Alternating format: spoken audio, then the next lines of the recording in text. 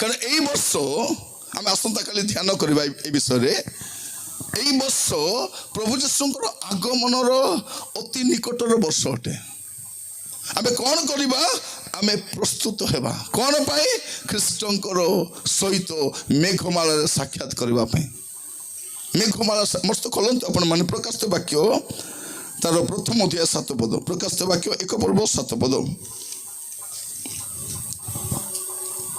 ଦେଖ ସେ ମେଘମାଳାର ଆଗମନ ଦେଖ ସେ ମେଘମାଳାରେ ଆଗମନ କରୁଅଛନ୍ତି। ପ୍ରତ୍ୟେକ ଚକ୍ଷୁ ତାହାଙ୍କୁ ଦର୍ଶନ କରିବ।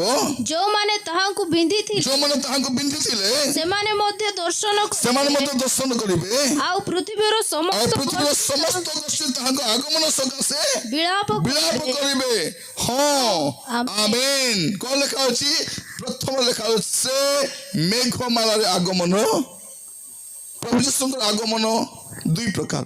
ଗୋଟେ ହଉଛି ଗୁପ୍ତ ଆଗମନ, ଆଉ ଗୋଟେ ହଉଛି ମୁକ୍ତ ଆଗମନ। ଗୁପ୍ତ ଆଗମନ କ'ଣ ହବ?